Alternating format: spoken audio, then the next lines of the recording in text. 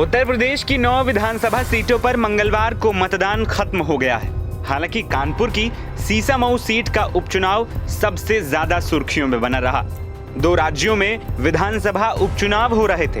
हम बात कर रहे हैं महाराष्ट्र और झारखंड की। लेकिन लगभग हर टीवी चैनल की स्क्रीन पर उत्तर प्रदेश की 9 विधानसभा सीटों का उपचुनाव सुर्खियों में बना रहा, जिसमें सीसामऊ सीट सबसे आगे रही। सीसामऊ सीट मुख्यमंत्री योगी आदित्यनाथ और सपा मुखिया अखिलेश यादव के बीच प्रतिष्ठा की लड़ाई बन गई थी। इस सीट पर 49.03% ही मतदान हुआ। मतदान खत्म होने के बाद एग्जिट पोल भी अब धीरे धीरे आने शुरू हो गए।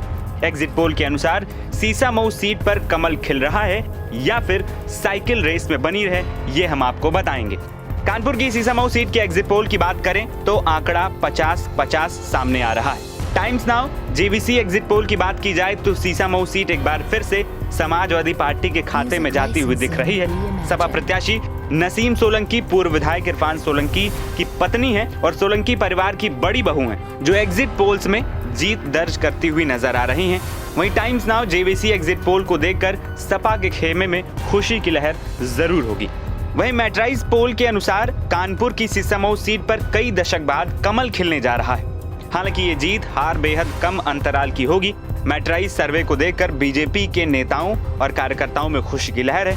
सीसामऊ में बीजेपी प्रत्याशी सुरेश अवस्थी पर दांव लगाया गया था। मैट्राइज एग्जिट पोल के अनुसार बीजेपी 9 में से 7 सीटों पर प्रदेश में जीत दर्ज कर सकती है, जिसमें सीसामऊ सीट भी शामिल है। वहीं कानपुर की सीसामऊ विधानसभा सीट पर सपा के इरफान सोलंकी लगातार 3 बार चुनाव जीतते आ रहे हैं। इस सीट को समाजवादी पार्टी का गढ़ माना जाता रहा है। हालांकि जाजमऊ आगजनी मामले में दोषी करार दिए जाने के बाद इरफान सोलंकी की विधानसभा सदस्यता रद्द कर दी गई थी।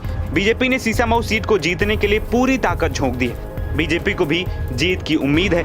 बता दें कि उत्तर प्रदेश में सभी 9 विधानसभा सीटों पर उपचुनाव के लिए बुधवार को वोटिंग खत्म हो गई। इसके बाद आयोग द्वारा जारी आंकड़ों के अनुसार 49.3% पूरे प्रदेश में वोटिंग हुई। सबसे ज्यादा वोटिंग अंबेडकर नगर के कुंदरकी विधानसभा सीट पर हुई।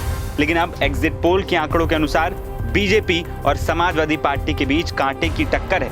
वहीं 12 साल बाद सीसामऊ विधानसभा में 50% से कम मतदान हुआ। साल 2012 में 51.95% वोटिंग हुई थी।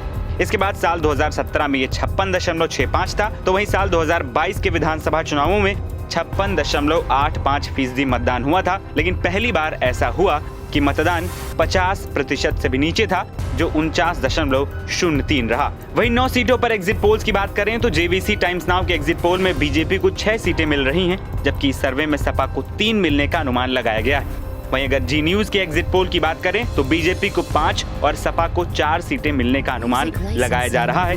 यानी इन दोनों सर्वे में सपा को बाकी सर्वेयों से ज्यादा सीटें मिलती हुई नजर आ रही हैं।